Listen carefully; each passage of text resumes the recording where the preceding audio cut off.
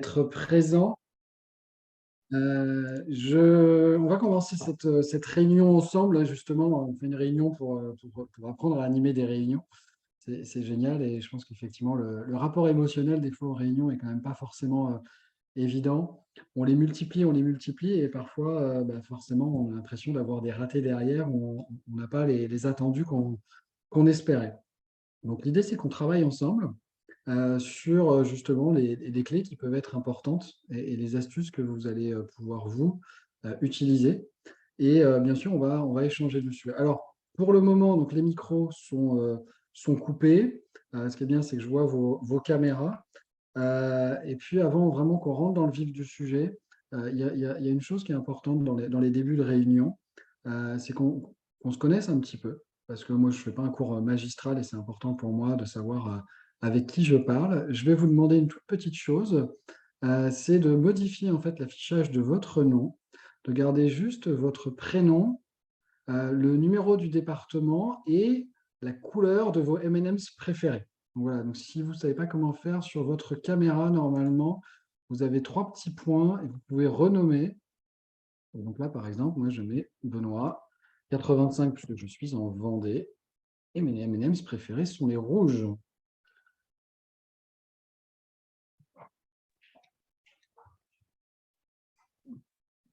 Ok, je vois Lucas qui vient de Paris et qui est en jaune. Ah, on n'a aucun point commun, Lucas. Pourquoi je vous demande ça? Bon, à la fois, c'est intéressant pour moi de savoir d'où viennent les participants, mais aussi, bon, pourquoi les M&M, ça peut paraître bête comme question, c'est pas très intime, c'est pas très personnel, mais en fait, notre réaction primaire dessus, c'est quand on fait cet exercice, c'est d'aller regarder les autres, en fait, justement, quels sont les points communs que l'on peut avoir avec les autres personnes. Et en fait, c'est tout de suite rassurant de se dire que voilà, dans un endroit où on est avec des inconnus, finalement, on a des alliés. On a des gens qui peuvent vivre près de chez nous, ou on a des gens qui aiment les mêmes choses que nous. Et donc ça, c'est déjà, ça rassure et ça conforte. Ok. Donc c'est juste ça, et normalement, vous devriez être plus à l'aise. Donc juste pour me présenter en 2 secondes, donc moi je m'appelle Benoît, je viens de Vendée, et puis j'aime les M&M's rouges.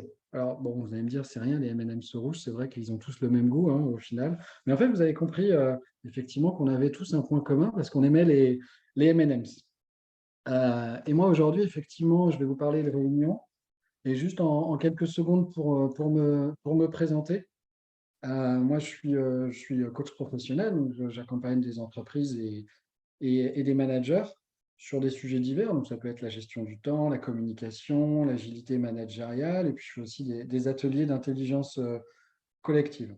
Bon, je vais pas épiloguer plus dessus. Si vous voulez voir des infos, vous avez tout ça sur le site internet. OK. Je reviens sur notre sujet, c'est important. Et dans une réunion comme celle-ci, je sais il peut y avoir du monde.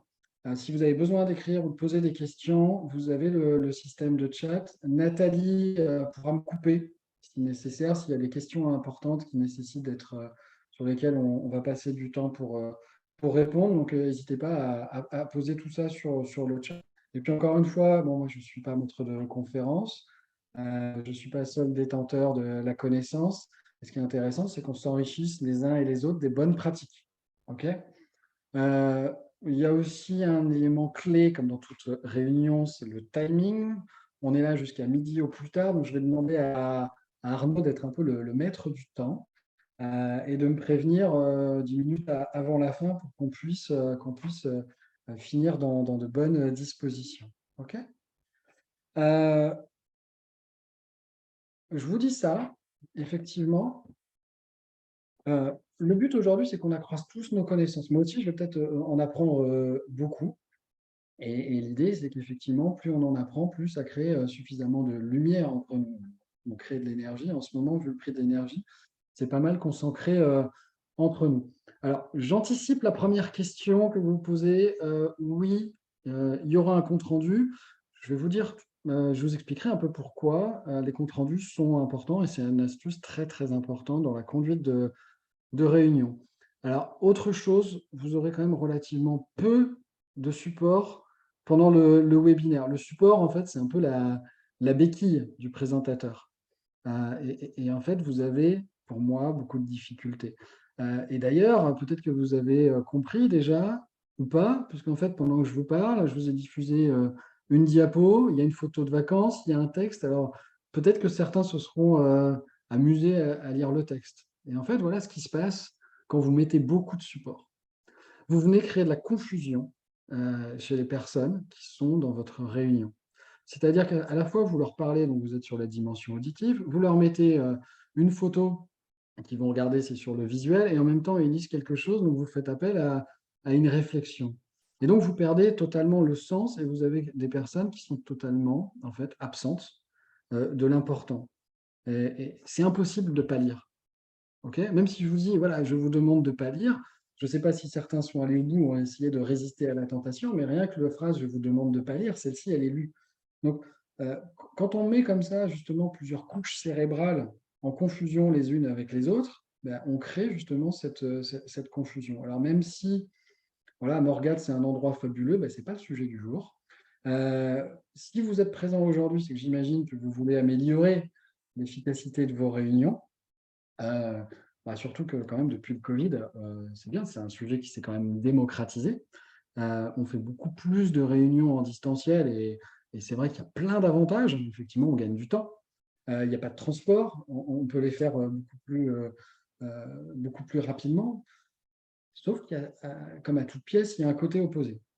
Euh, Moi, je trouve que les réunions, alors c'était déjà le cas en présentiel, vous allez cristalliser pas mal d'éléments. Vous allez réunir dans une réunion, en fait, tous les rapports de l'entreprise et les modes de communication. Moi, si je devais être recruté demain dans une entreprise, je ne demanderais pas à visiter les locaux, je demanderais à participer à une réunion. En fait, vous avez tout ce qui se joue en termes de jeu de pouvoir, en termes de communication, en termes de considération condensé dans une réunion. C'est là où on prend les décisions, c'est là où on se rend compte justement des processus de prise de décision. Alors même que la communication, elle passe par le non-verbal. Donc en fait, on voit même et on assiste à des comportements ignobles, voire toxiques dans les réunions. Donc là, l'idée, qu'on revienne progressivement à la vertu initiale des réunions, c'était quand même de partager positivement, d'échanger de l'info, de recaler des avancements de projet, de définir des bases de développement. Donc, à la base, une réunion, voilà, ça se veut foisonnant.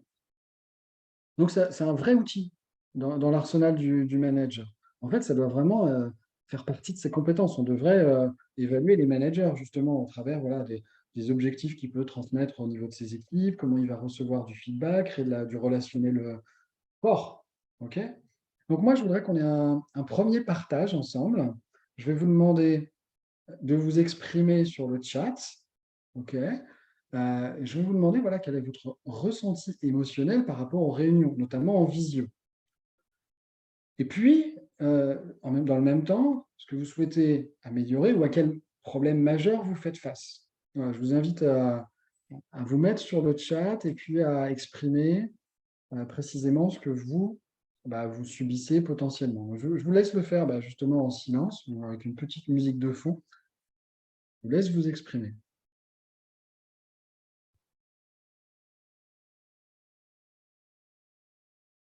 Alors juste là, moi, je ne vois pas le chat. Je ne sais pas ce qui se dit. Voilà. Est-ce que Nathalie a des messages sur le chat? Est-ce que tu peux déjà voir des Pour choses? l'instant, moi, je n'en vois pas. Ok. Ah voilà, Marie. Marie qui est dans le 49 et qui aime les M&M's bleus. Donc parfois de la difficulté pour prendre la parole. Ok, merci. Est-ce qu'il y a d'autres voilà, ressentis sur les réunions ou le problème que vous pouvez rencontrer?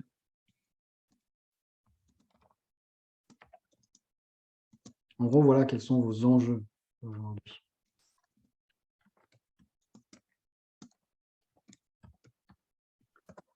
Marie, est-ce que tu peux préciser, est-ce que la difficulté, c'est le moment pour prendre la parole ou le fait de parler en public?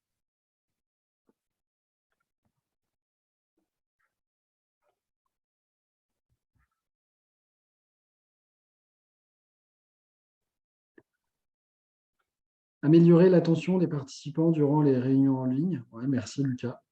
Donc, ça, c'est un sujet que l'on va traiter puisque c'est généralement le problème principal que l'on rencontre en visio.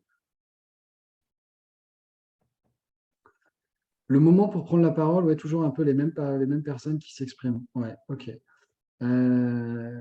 Ok. Nathalie, qui est dans le 13 et qui aime les M&M's noirs, c'est plus compliqué en visio car on n'a pas accès direct aux intervenants. Oui, Ou pardon, aux participants, je me suis trompée. participants. Ouais, Et aux intervenants, tu me diras, c'est réciproque. ouais, c'est réciproque. Ouais. En fonction de la taille, ouais, effectivement. Ok, super. Merci pour vos contributions. Valérie, Paris, Violet. Le sentiment chouette et la problématique est de trouver un style, proposer la diversité dans la forme et accrocher l'attention des participants. Ouais, ouais, bon sujet. Comment on accroche l'attention des participants? Pour venir ou ou de faire perpétuer l'attention sur toute la durée?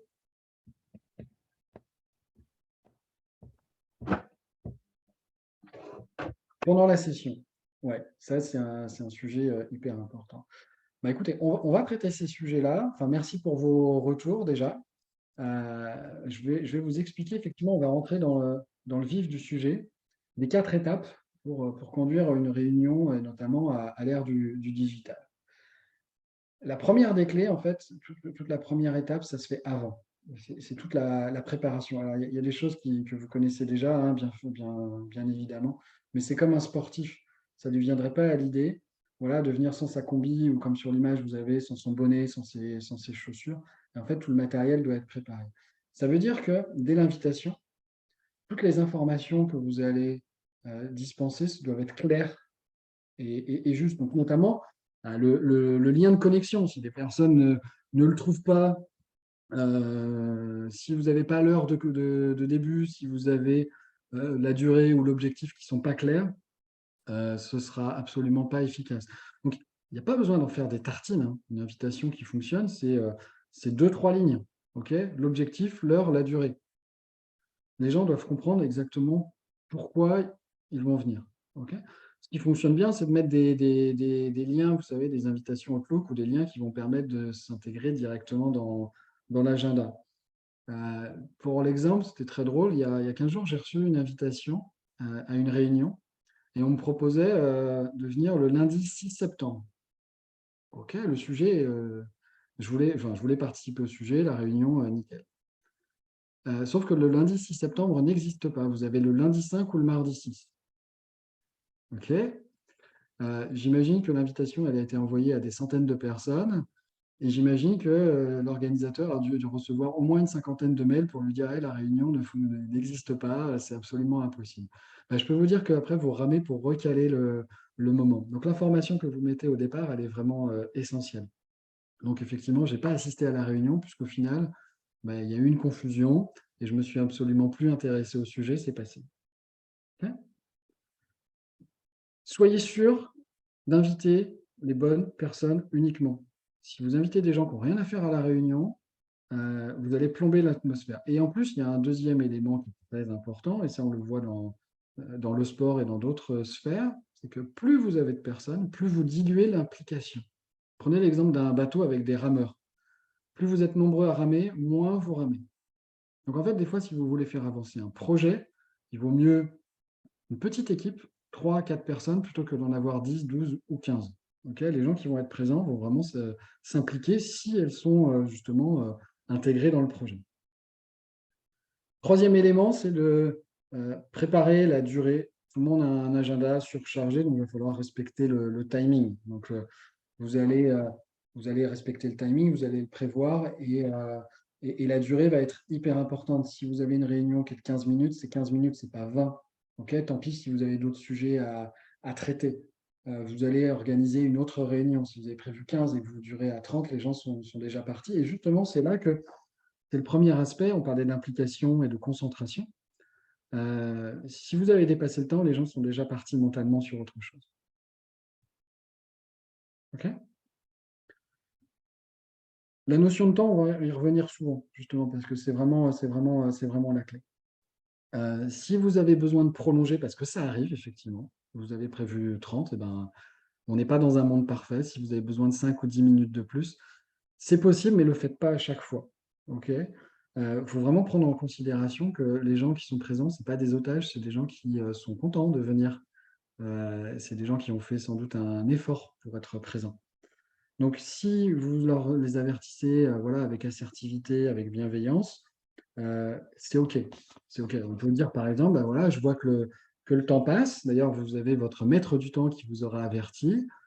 Vous expliquez voilà, que le temps est presque clos. Il n'y aura peut-être pas le temps de tout voir, mais qu'il y a quand même un sujet qui est important avant de clôturer. Et si c'est OK pour chacun, eh ben, de leur demander de rester. Ça va durer 5 minutes de plus, mais cette fois-ci, pas plus. Et s'il y a vraiment des gens qui ne peuvent pas venir, c'est OK, mais de toute façon, il va falloir recaler ce moment. OK. C'est pour ça que c'est important de préserver, pour la fin de la réunion, quelques minutes à la fin pour clôturer et échanger sur les apports respectifs.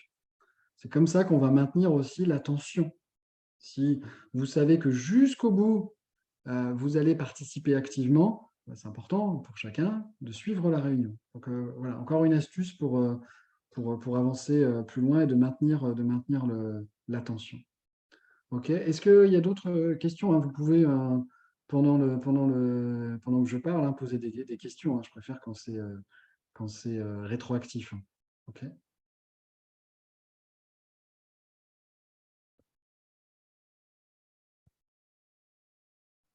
Je pense que c'est clair. Enfin, en tout cas, pour moi, il n'y a pas trop de réflexion. Donc, j'ai hâte de découvrir la suite.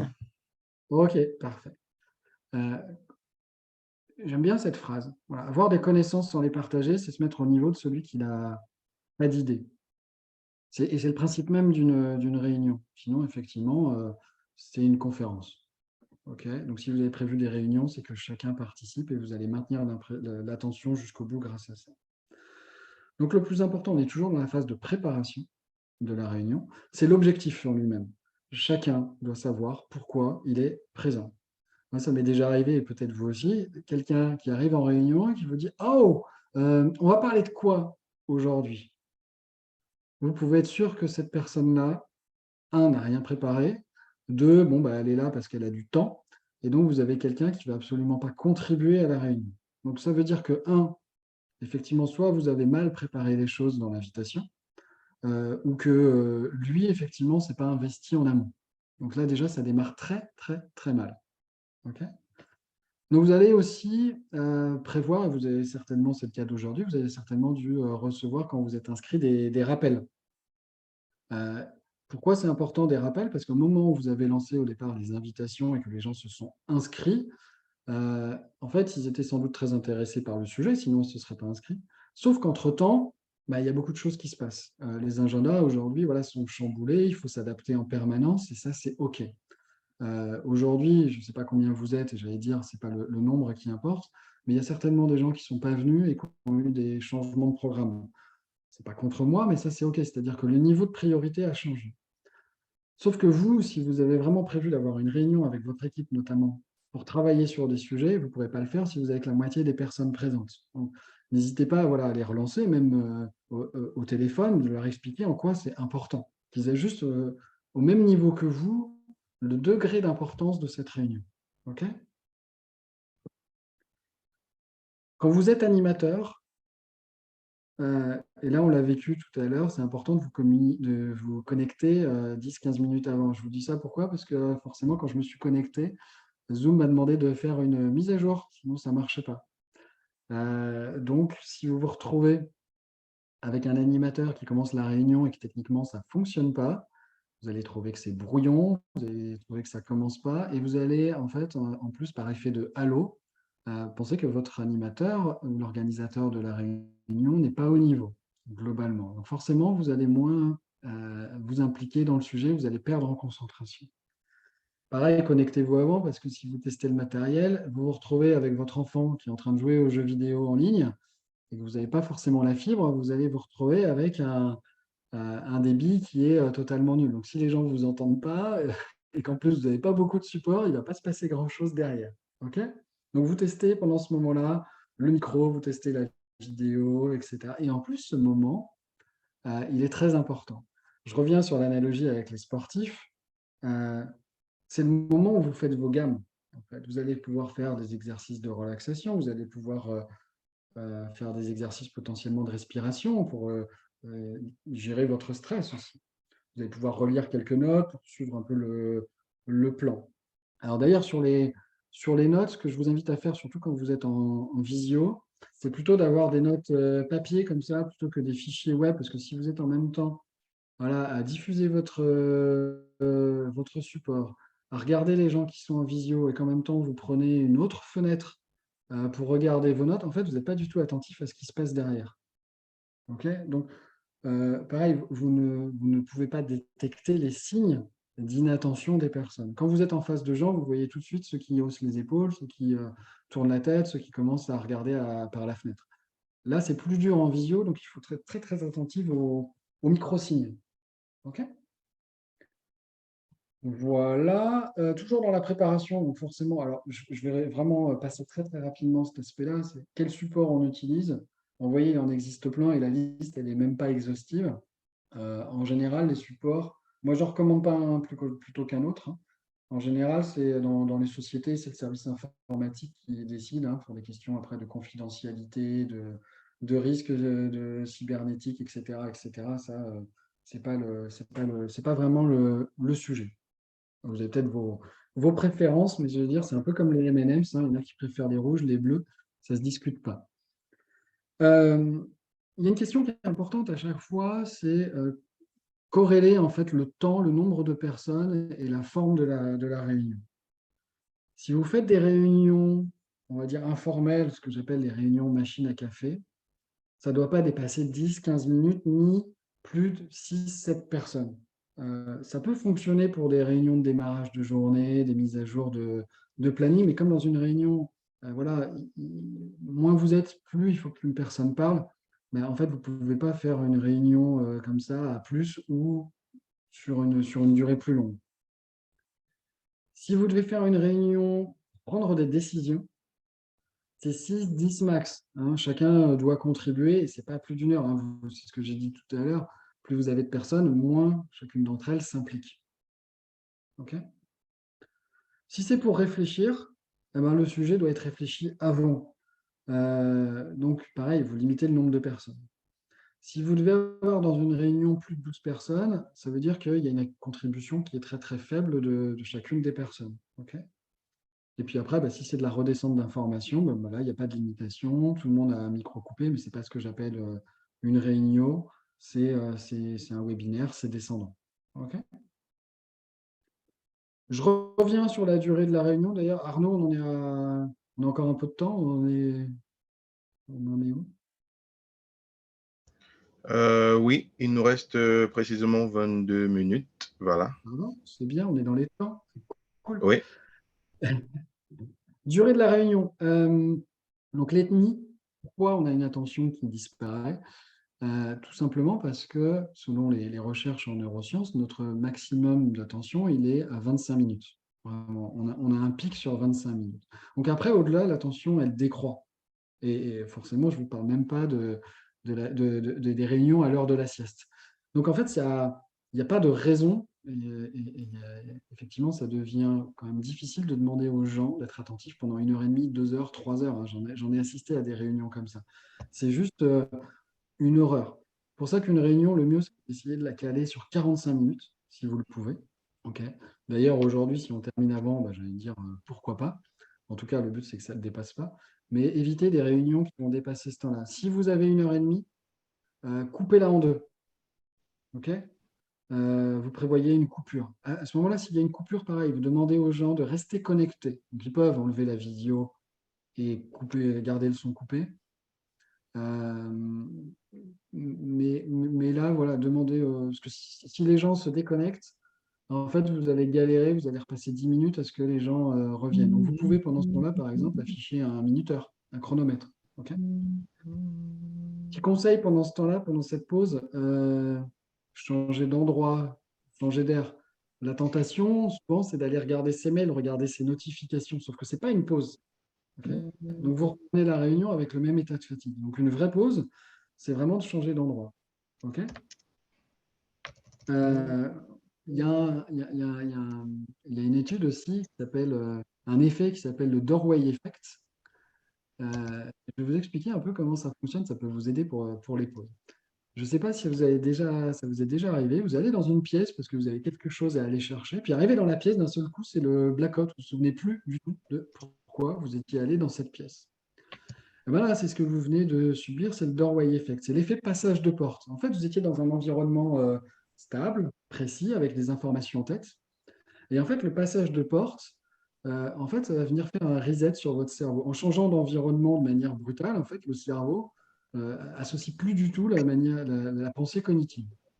Et donc ça, bon d'ailleurs, si vous voulez retrouver votre objet, revenez en arrière dans la pièce où vous étiez, mais vous pouvez vous servir de cet effet justement pour des pauses. C'est pour ça qu'il faut changer d'endroit.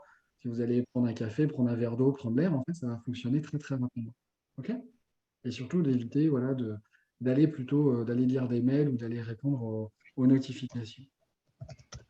Voilà, donc vous voyez, tout ça, on est toujours dans la préparation. Hein. Ça, c'est la première étape, hein, finalement. Et c'est pour moi la plus importante. Mais comme pour un sportif, hein, pour se préparer, c'est le plus important. OK? Benoît, est-ce que je peux te Oui, couper? On a une question pour savoir, est-ce que les pauses sont nécessaires lors des réunions? oui, mais ça dépend du temps. Si on a 1 heure comme aujourd'hui, c'est OK. Si on Merci. dépasse 1 heure, voilà, 1 heure et demie notamment, pour moi, c'est indispensable. OK? Et donc, toutes les 45 minutes, une pause, c'est un bon rythme. OK. OK. Ça veut dire une réunion de 3 heures, ça fait au moins 2-3 pauses, quoi. Mais une vraie pause, OK? Mais pas trop longue non plus. Donc 5-10 minutes, vous cadrez avec l'habitude. OK. Donc, je ne sais pas si ça répond à la question. Surtout que le problème que l'on a, c'est que si c'était une seule réunion, ce serait OK, mais souvent on enchaîne des visios. Et si vous avez dans une journée 2, 3, 4, 5 visios que vous enchaînez, c'est encore plus important entre 2 visios, des objectifs différents et des personnes différentes, d'absorber les choses, de faire le vide entre les réunions. OK. Donc la deuxième étape, le début de la réunion, alors c'est comme dans un concert. OK. On va soigner son entrée, on va soigner sa sortie. Entre les deux, ben, finalement, on déroule. Donc, vous allez accueillir les participants au fur et à mesure de leur arrivée. Hein, c'est ce qu'a fait Lucas tout à l'heure. On attend le moins possible les retardataires. Hein, on peut décaler de 5 minutes le démarrage. Bon, au-delà, c'est quand même très irrespectueux pour les personnes qui ont fait l'effort d'être à l'heure. Et vous risquez justement de perdre l'implication et l'énergie dès le départ. Donc, les premières secondes de votre arrivée, que j'appelle l'arrivée en scène, hein, ça va vraiment déterminer l'état d'esprit et l'énergie que vous mettez. Ça paraît vraiment basique, mais commencez par remercier les gens qui sont là. Encore une fois, c'est un signe de reconnaissance et de considération. OK. Dès le début, vous allez rappeler l'objectif et puis l'heure de fin. OK. Et vous expliquez vos règles, hein, savoir si les gens ont le droit voilà, de parler, de lever la main, les interactions. Et puis, s'il y a un cadre, par exemple, au niveau du téléphone, etc. etc. OK. Donc là, les règles sont très importantes dans ce que j'appelle les règles de sécurité incendie. Hein. Quand vous allez dans une salle, c'est important de savoir où vous devez fuir si jamais il y a le feu. Et ben là, c'est exactement pareil en réunion. Dès le début de la réunion, vous allez attribuer des rôles. Alors bien sûr, vous êtes l'animateur, c'est vous qui distribuez la parole, euh, et c'est vous qui allez justement mettre de l'interaction entre les personnes en fonction du nombre de personnes et du sujet. OK. D'ailleurs, moi, il y a un truc que j'ai trouvé super intéressant depuis qu'on a de la visio par rapport aux réunions classiques, c'est qu'on interrompt beaucoup moins les gens qui parlent. Ça, je trouve ça génial. Parce que ça devient vite le capharnaüm dès qu'il y en a 2 ou 3 qui parlent. Et ça, c'est vraiment une pratique que l'on pourrait vraiment dupliquer à nos réunions en présentiel. OK. Vous allez attribuer aussi le rôle de gardien du temps. Donc là, on a Arnaud aujourd'hui pour l'exemple, c'est vraiment lui qui va vous permettre de faire signe pour accélérer, diminuer le rythme, en tout cas pour vous faire signe qu'on va bientôt arriver à la fin. Et la fin, elle est aussi importante que la préparation. Il y a un autre rôle, ce que j'appelle le preneur de notes ou le scribe. Le scribe, ce n'est pas l'animateur, hein, ce n'est pas vous qui prenez les notes. Encore une fois, c'est difficile d'être au four et au moulin. Donc, le preneur de notes, c'est aussi celui qui va faire ou préparer le compte-rendu. D'ailleurs, ce compte-rendu, vous allez essayer de l'envoyer très rapidement après la réunion. Je vous expliquerai juste après pourquoi.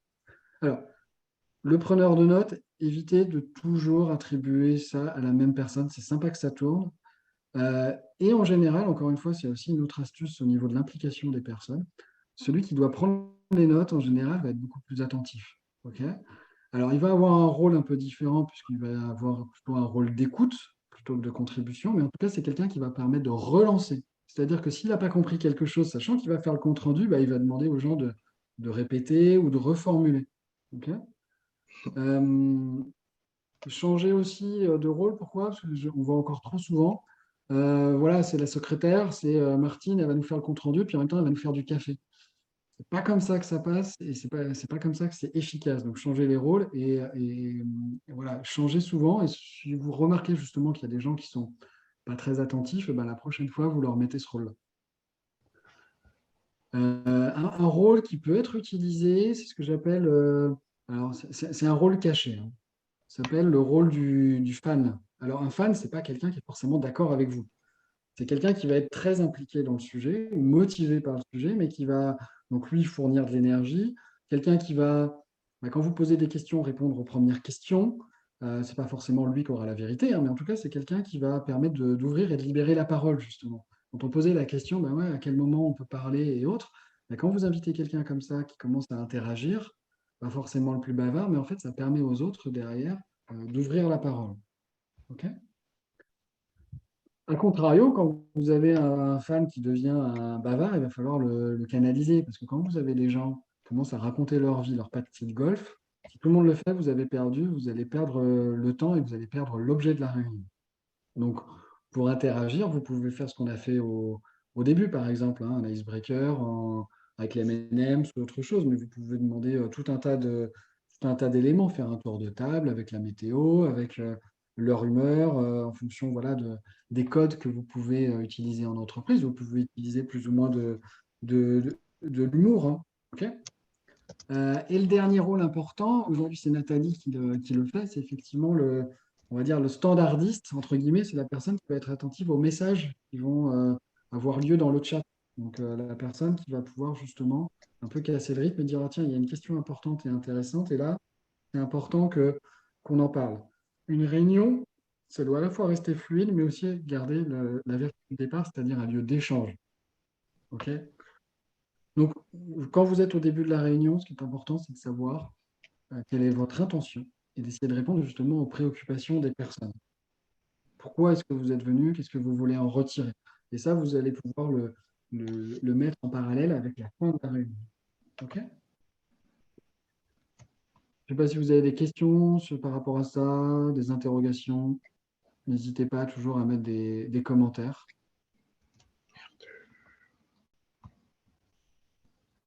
OK. Pas de commentaires, mais je pense que c'est très clair, Benoît.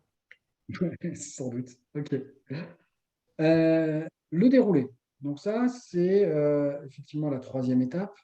Ça, c'est cette partie-là, voilà, elle vous appartient. Donc, selon votre objectif, que ce soit de la réflexion, du partage d'infos, de la cohésion, du planning, en fait, la clé, c'est vraiment de garder l'attention. Donc, la clé, c'est effectivement votre propre attitude. Si vous êtes enthousiaste, euh, si vous faites participer les gens, vous allez garder l'attention. Effectivement, si vous êtes fatigué, si vous avez une attitude qui est négative, parce que, je ne sais pas, c'est la 5e visio de la journée, vous avez mal dormi, bah forcément, vous allez contaminer les autres. Donc, effectivement, essayez d'éviter, on le dit souvent, des réunions après le déjeuner. Mais l'idée, c'est que vous pouvez très bien partir aussi sur un message ou une question positive, une bonne nouvelle, perso, enfin, en tout cas, essayer d'amener une bonne dynamique. Ok. Il va falloir aussi, c'est là, à ce moment-là, quand vous êtes dans le déroulé, c'est d'essayer d'être attentif aux signes de déconcentration. Quand vous avez quelqu'un au milieu de la réunion commence à couper sa webcam, c'est mauvais signe. Ou quelqu'un qui vous dit, voilà, je coupe la vidéo parce que j'ai un problème de flux vidéo, j'ai pas une bonne connexion. Très honnêtement, dans 90% des cas, c'est une fausse excuse. Hein. C'est ce qu'on faisait avant quand on avait des téléphones portables et qu'on passait sous un tunnel. Ils ont construit j'ai l'impression qu'on a construit des tunnels partout en France. Ok. C'était l'excuse pour accrocher. Là, c'est pareil. Je suis sûr qu'on l'a tous fait. Enfin, moi, je l'ai déjà fait, hein, cette excuse-là. C'est que forcément, bah, le sujet ne m'intéresse plus. Je coupe la vidéo, comme ça, personne ne voit que je suis occupé à autre chose. Alors, peut-être que je travaille, hein, je ne suis pas forcément en train de dormir. Mais effectivement, c'est qu'on a quelque chose à faire. Donc, soyez très attentifs, justement, à ces clés-là. Pour maintenir l'implication et la concentration, vraiment, moi, je mise sur 3 choses. C'est l'objectif, il faut qu'il soit clair. Donc, ça veut dire que la personne qui est présente, sa présence est judicieuse et indispensable. Je sais pourquoi je suis là et j'ai quelque chose à y faire. Et donc, l'indispensable, la troisième clé, c'est qu'elle peut participer activement à cette réunion. Ok. On me pose souvent la question, justement, est-ce qu'on doit mettre la webcam et pas la webcam? Moi, je pense que c'est très important de garder la webcam. Pourquoi? Parce que bah là, l'exemple, vous avez le micro coupé. Donc, moi, je ne vous entends pas. Et si en plus, je ne vous vois pas, bah, je ne sais pas ce qui se passe, en fait. Donc, et en plus, bah, depuis le Covid, les réunions qu'on a fait en présentiel, on a dû mettre le masque. Donc, il y a assez peu d'expression. Et on perd un peu le sens de cette communication, malheureusement.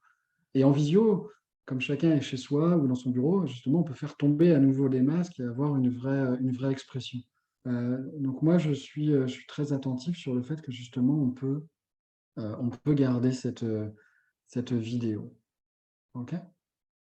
Je pense aussi à autre chose, en même temps que je vous parle. Si jamais vous créez des salles différentes, des fois vous avez une réunion, puis vous créez des sous-salles de travail, pareil, mettez aussi un animateur dans ces salles, parce que sinon vous allez avoir des gens des groupes qui vont être moins autonomes et qui ne vont pas savoir comment avancer.